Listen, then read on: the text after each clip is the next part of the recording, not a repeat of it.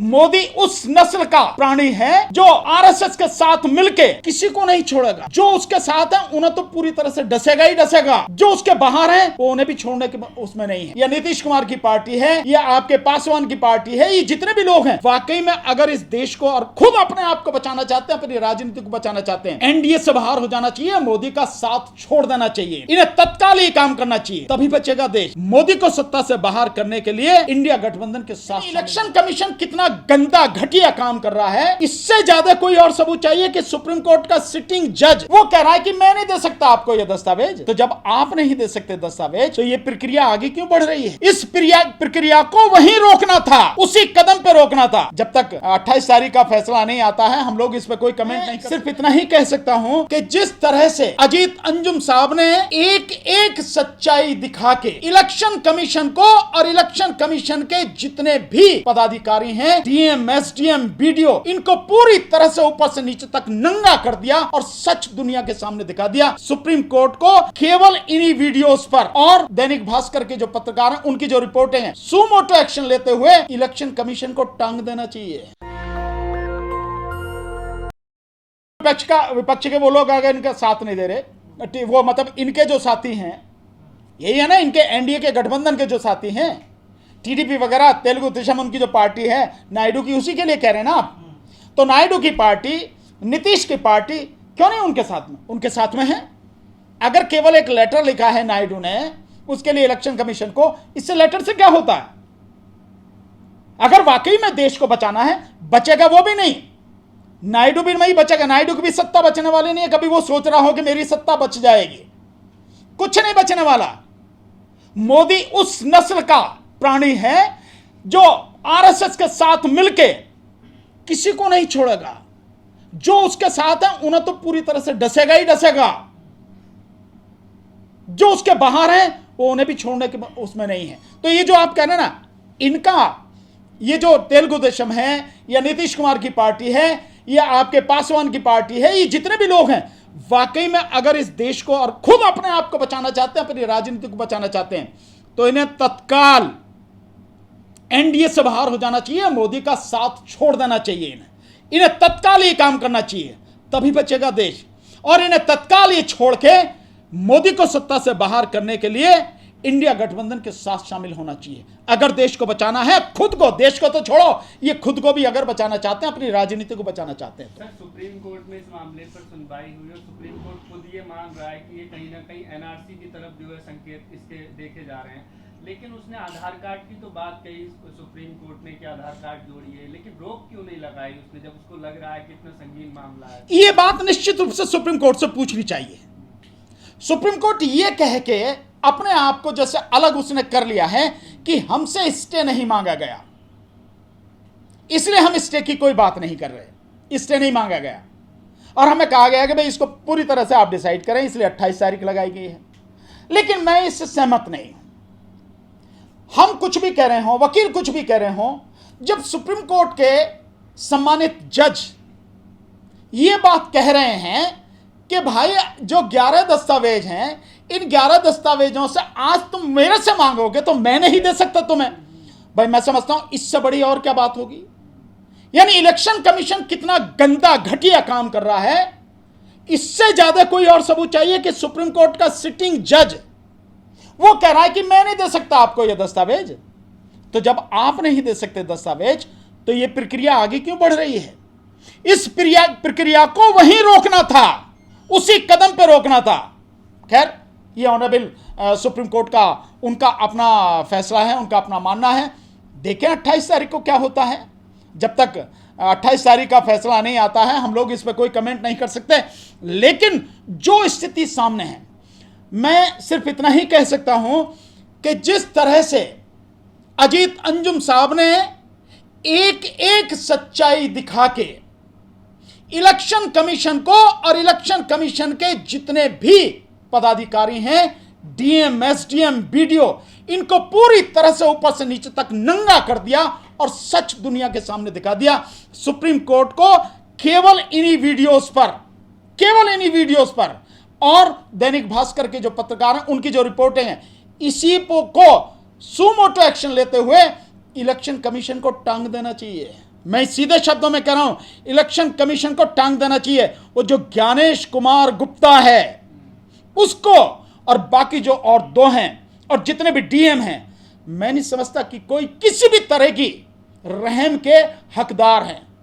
मैंने जैसे कहा कि होना तो ये चाहिए, अगर मैं बुरे शब्दों में कहूं, इन सबको सूली पर चढ़ा देना चाहिए, लेकिन इतना तो कर ही देना चाहिए कि तत्काल इनको नौकरी से खत्म कर देना चाहिए, नौकरी इनकी खत्म कर देनी चाहिए, क्या सर ये टर्मिनेट कर देना चाहिए। एसआईआर के नाम पर एनआरसी कराई जा रही है? 100%, इसमें क्या शक है भाई, 100%। और अब जो हो रही है, एक शंका और बढ़ गई है। शंका यह बढ़ गई है, जब इलेक्शन कमीशन ने देखा, वीडियोस के माध्यम से रिपोर्ट आ गई, जो वहां के अधिकारी हैं उनके माध्यम से रिपोर्ट आ गई कि जो इलेक्शन कमीशन चाहता है कि 1 महीने में 3 बार बीएलओ वहां जाके फॉर्म देगा, फॉर्म कलेक्ट करेगा और फिर बताएगा, ये जो 3 बार जो जाएगा बीएलओ और 2 फॉर्म लेकर जाएगा, एक उसको रिसीविंग देगा, उस तरह का तो कोई काम हो ही नहीं रहा। और वहां से रिपोर्टिंग आ गई, अगर इस तरह का काम होगा तो यह काम किसी भी सूरत में इतने समय में नहीं हो सकता। और फिर इलेक्शन कमीशन ने ढील दी, पटना में न्यूज़पेपर में पूरे पेज पर विज्ञापन छापा और विज्ञापन में बाकायदा कहा गया कि भाई किसी डॉक्यूमेंट, कोई डॉक्यूमेंट हो ना हो तब भी फॉर्म जमा करो। और अब हकीकत जो आ रही है, जो अजीत अंजुम साहब और पूरे जो दैनिक भास्कर के साथी इन्होंने जो दिखाई है, उसमें तो ये स्थिति आ रही है कि वो जा भी नहीं रहे कहीं, बीएलओ वहीं बैठ के फॉर्म भर रहे हैं, सिग्नेचर भी अपने आप कर रहे हैं। तो किसी मतदाता के पास क्या सबूत है? क्या यह मतदाता के साथ द्रोह नहीं है? क्या यह मतदाता के साथ गद्दारी नहीं है? क्या यह देशद्रोह नहीं है जो सब कुछ किया जा रहा है? और केवल इतना ही नहीं, जो सारी चीजें आपके सामने एक एक करके आ रही हैं, जो पत्रकार सच्चाई दिखा रहा है उसके खिलाफ एफआईआर कराई जा रही है। मतलब ये स्थिति, और जो वीडियो बोल गया, जो बीएलओ बोल गया, उसको नौकरी से निकाल दिया गया, उसके खिलाफ एफआईआर करा दी गई। सर, एक वीडियो और आई है बिहार के दरभंगा से, जब ये प्रक्रिया वहां हो रही है तो बीजेपी की जिला अध्यक्ष है वो वहां बैठी हुई है प्रक्रिया की तुरंत। एग्जैक्टली, मैं यही बात कहने वाला था, आपने सवाल पूछा, बहुत बढ़िया। तो सवाल यह होना चाहिए इस इलेक्शन कमीशन से, अभी तक उसके विषय में जब आप और हम बात कर रहे हैं कोई कार्रवाई नहीं हुई है, कि जब यह प्रक्रिया चल रही है, यह तो इलेक्शन कमीशन की प्रक्रिया है ना, सरकारी प्रक्रिया है ना, तो उसमें बीजेपी की महिला अध्यक्ष कैसे बैठी है दरभंगा में? इसका मतलब मैंने पहले ही कहा कि मोदी का गुलाम हो चुका है, बीजेपी का एक हिस्सा हो चुका है। और मैं बहुत स्पष्ट रूप से कहना चाहता, बहुत सही ये बात होगी जो कांग्रेस ने भी कही है, जो पवन खेड़ा साहब ने भी कही है कि काहे को वहां पे अशोक रोड पे इलेक्शन ऑफिस खोल रखा, अबे बीजेपी के कार्यालय में दीनदयाल उपाध्याय मार्ग में वहीं जाके एक कमरा ले ले, सब कुछ वहीं से होना है।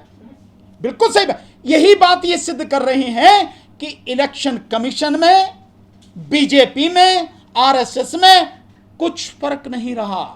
सारे एक ही थैली के चट्टे बट्टे हैं, सारे निकम्मे हैं और देशद्रोही हैं, देश की जनता के साथ में गद्दारी कर रहे हैं। लेकिन वो कंडीशन महाराष्ट्र में चुनाव हुए थे तो आपने कहा था कि वहाँ वोट बढ़ा दिए, अब बिहार में होने वाले पहले से पहले आपको डर लगने लगा कि मुझे डर नहीं लग रहा। कौन कह रहा मुझे डर लग रहा?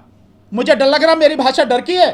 डर की भाषा तो मोदी की होती है। आपको जो ट्रंप के सामने बोल भी नहीं पा रहा, जो चीन का नाम भी नहीं ले पा रहा, और तो और पाकिस्तान का नाम नहीं ले पा रहा, डर ही से बोलते हैं। मैं तो नाम लेके कह रहा हूं ना, मैं तो कह रहा हूं ना गुलाम। दूसरी बात जिसकी आप बात करें, मैं 3 से 4 महीने पहले ही कह चुका हूं, जो काम अब हो रहा है मैं पहले ही इन शब्दों में कह चुका हूं कि जिस तरह से महाराष्ट्र का चुनाव मोदी ने जीता है, बिहार का चुनाव नीतीश कुमार के साथ में रह के नीतीश कुमार को ही पहले राजनीतिक रूप से मोदी ठिकाने लगावेगा और उसके बाद में अपने दम पे बिहार में जीत के आवेगा और उससे अपने दम पे सरकार बनावेगा और फिर उसके बाद में जो नीतीश कुमार के 12 सांसद हैं उनको अपने में मिलावेगा। मैं तो बहुत पहले ही कह चुका हूं ये बात। लोग अब कह रहे हैं ये बात आप समझ रहे हैं, ये सारी की मैं पहले ही कह चुका। और महाराष्ट्र की बात में तो और भी मजेदार बात, मतलब उतनी वोटें युवा उतने जितने जो है उससे जितने हैं सरकारी हिसाब के हिसाब उससे ज्यादा वोटें हैं। महाराष्ट्र में यही तो आया आंकड़ा राहुल गांधी ने जो दिया। सो यही स्थिति हो रही है। लेकिन बिहार में तो रोहिंग्या और बांग्लादेश के कुछ विदेशी वोटर आ गए, ऐसा कह रहे हैं वो। आपने देखा नहीं, बयान तो ऐसे आ रहे हैं ना। कौन किसके बयान है? जो बात वो मीडिया में कह खबर आ रही है, मीडिया में। मीडिया कौन है? वो गुलाम मीडिया। अभी तक एक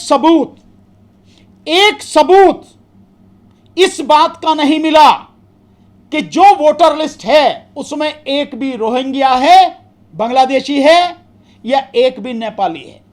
2019 में, जुलाई 2019 में इलेक्शन कमीशन ने जानकारी दी और संसद में कानून मंत्रालय ने जानकारी दी कि जो हमारी वोटर लिस्ट है उस वोटर लिस्ट में, देश की पूरी वोटर लिस्ट में कहीं भी 2016 में, 2017 में और 2019 में कोई विदेशी वोटर नहीं पाया गया, विदेशी व्यक्ति वोटर नहीं पाया गया। केवल 2017 में 3 विदेशी लोगों के वोटर लिस्ट में नाम पाए गए, एक पश्चिम बंगाल में, एक गुजरात में और एक संभवतः तेलंगाना में। शायद ये 3 जगह वो 3 पाए गए। ये संसद में जानकारी है, इसे सरकार की जानकारी है, इलेक्शन कमीशन की जानकारी है। अब कहां से आ गए? ये सब कुछ इसलिए बनाया जा रहा, प्लांट किया जा रहा है ताकि जो बेईमानी करनी है, जिन लोगों के नाम काटने हैं, विदेशी कह के उनके नाम काट दो, रोहिंग्या के नाम पर, नेपाली के नाम पर, बांग्लादेशी के नाम पर। और जो तुम्हें अपनी फर्जी वोट में बढ़ानी है उनको तुम बढ़ा लो, बीजेपी उनको बढ़ा लो। तो बिहार में राजा ये वोट से बनेगा या रानी के पेट से बनेगा? आप सवाल गलत पूछ रहे हैं। आज की तारीख में राजा नहीं बनता इस देश में। हाँ, मुख्यमंत्री। तो उसको राजा क्यों कह रहे हो? अभी तो लोकतंत्र मरा तो नहीं है पूरी तरह से, हालांकि मारने की कोशिश की जा रही है, पर है तो सही ना अभी। तो जब तक मर नहीं जाए पूरी तरह से तब तक तो रहने दो यार। सो अभी जो मुख्यमंत्री या जो भी कुछ बनेगा या जो भी सरकार बनेगी, अभी तो वोट के माध्यम से ही होगा। और जिस राजा की बात कर रहे हो, मैं आपको कह दे रहा हूं, इस देश में राजतंत्र आने वाला नहीं है। बीजेपी पूरी कोशिश कर रही है, इस 56 इंची चौकीदार को राजा बनाने की कोशिश कर रही है। बेईमानी उसी के लिए हो रही है, पर यह सपने ही देखता रह जाएगा, मर जाएगा यूं की यूं ही, बनेगा नहीं राजा। राजतंत्र इस देश में आने वाला नहीं है, आप ध्यान रखना। ये जो बिहार के वोटर थे, इन्होंने 2024 में भी तो वोट डाली थी। 2024 में ही वोट नहीं डाली, आप देखो 2025 में। बिल्कुल आप सही करें, 2024 में वोट डाली हैं। 2003 की जो लिस्ट है जिसको आधार बनाया गया, एक सबसे बड़ी बात यह है कि 2003 में ये इंटेंसिव, जो स्पेशल इंटेंसिव रिवीजन है, ये हुआ बाकायदा। और उसके बाद में खुद इलेक्शन कमीशन ने कहा कि अब हमारे पास में जो लिस्ट है पूरे देश की, वो पूरी तरह से डिजिटलाइज है। अब हमें दोबारा ये सब करने की जरूरत नहीं है। जो समरी समीक्षा होती है, समरी रिवीजन होता है, जो लोग जिनकी डेथ हो गई है, या जो लोग यहां से कहीं और ट्रांसफर कर गए हैं, या जो लोग नए जुड़े हैं, सिर्फ उसको लेके ये अपडेट की जाएगी। तो ये स्पेशल इंटेंसिव रिवीजन ये कहीं कानून में नहीं है, पीपल्स रिप्रेजेंटेशन एक्ट में कहीं भी नहीं है। ये जो किया जा रहा है ये गलत किया जा रहा है।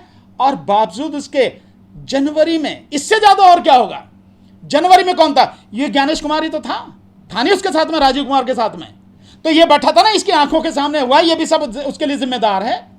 तो काहे को करवाया जनवरी में? जनवरी 25 में काहे करवाया? जनवरी 25 में बाकायदा समीक्षा करके अंतिम लिस्ट बिहार की बना दी गई।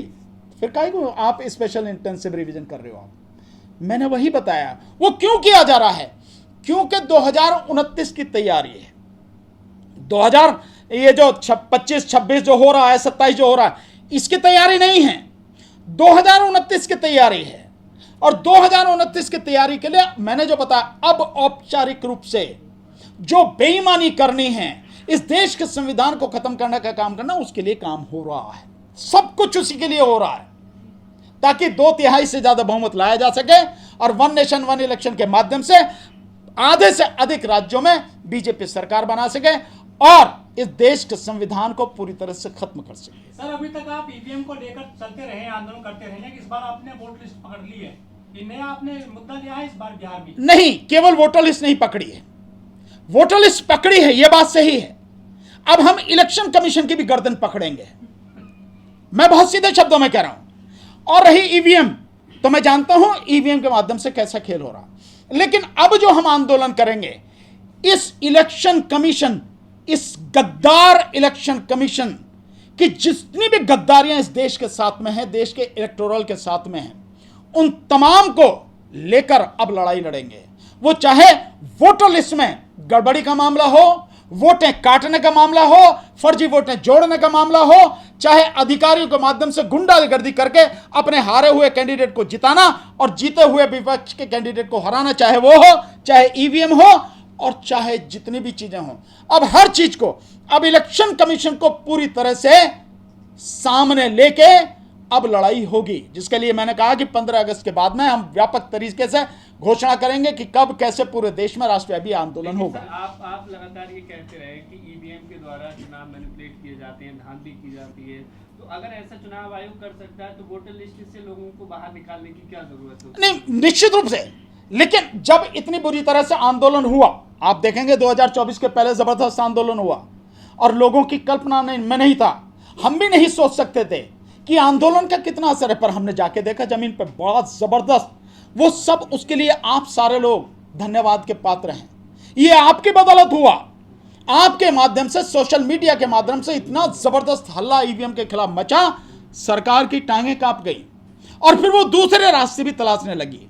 तो ईवीएम तो है ही, लेकिन अब ईवीएम के साथ साथ और भी चीजें सामने आ रही हैं, तो इन्हें कैसे छोड़ देंगे? सो ईवीएम के खिलाफ भी होगा और इनके खिलाफ भी होगा। लोग तो ये पूछते हैं कमेंट करके कि आप जो है बीच बीच में गायब हो जाते हैं, उसके बाद आते हैं अचानक से, जब कोई जाता है। लोगों को जो कहना है वो कहते रहे, मैं इस बात पे कोई कमेंट नहीं करना चाहता। जो उनको ठीक लगे, जो उनको जैसा लगे, हम इतना तो कर रहे हैं, चाहे समय समय पर आते सही, आज तक बिके नहीं, आज तक डरे नहीं, और समय समय पर आते रहे, आ तो रहे हैं, लड़ तो रहे हैं। सर, बिहार में एक कहावत है कि तुम डाल डाल हम पात पात, तो अगर आप लोगों ने ईवीएम पकड़ लिया तो उन्होंने नया कोई वोटर लिस्ट का मुद्दा ले आए, वो कोई ना कोई तरीका ढूंढ ही लेते हैं। अब क्या उनके सारे रास्ते बंद कर देंगे? आप विश्वास रखिए, जो आने वाला समय है, आने वाले समय में इलेक्शन कमीशन के सारे रास्ते बंद कर देंगे। मैं फिर कह रहा हूं, इतना जबरदस्त जन आंदोलन हम खड़ा करने का प्रयास करेंगे, लोगों के बीच जाके समझा के उनको सड़क पर लाने का प्रयास करेंगे, ताकि इस देश में जो भी बेईमान देशद्रोही है उसको सबक सिखाया जा सके। और मैं फिर कह रहा हूं कि जनता जिस दिन खड़ी हो जाएगी, अपने पैरों के तले ही कुचलती चली जाएगी। मैं बता रहा हूं, तोप तमंचे की जरूरत नहीं होती, जनता की इतनी ताकत होती है। आपने बाढ़ का पानी देखा कभी?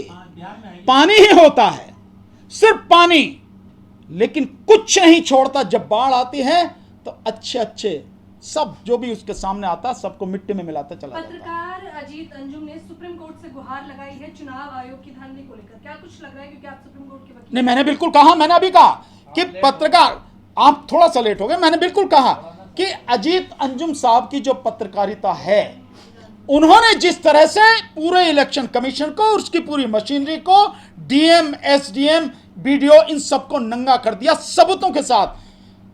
जो माननीय सुप्रीम कोर्ट है, ये सारी वीडियोस देख के, और उन्होंने अजीत अंजुम साहब ने जितनी भी बनाई हैं तमाम वीडियो देख के, और देख का क्या, मैं तो कह रहा हूं कि पूरे जब कोर्ट में दिखाया जाए, बाकायदा चलाया जाना चाहिए वीडियो, सारी वीडियो, 1 दिन 2 दिन 3 दिन 4 दिन जो लगते हैं लगने दिया जाए, रात दिन अगर देखना पड़े करा जाए, सारी वीडियो देखें, दुनिया को दिखाएं।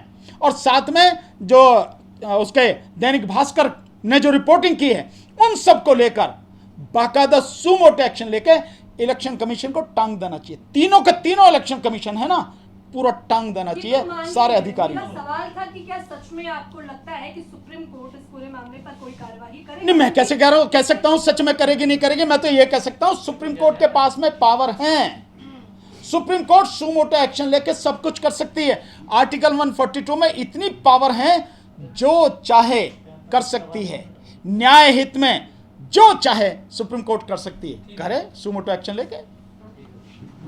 नेशनल दस्तक की आपसे गुजारिश है कि अगर इसको बचाना चाहते हैं तो नेशनल दस्तक को सब्सक्राइब करने के लिए रेड कलर के सब्सक्राइब बटन को दबाएं, फिर बेल आइकन की घंटी दबाएं। नेशनल दस्तक को बचाने के लिए बहुत जरूरी है कि हर खबर को शेयर करें, लाइक करें, कमेंट जरूर करें।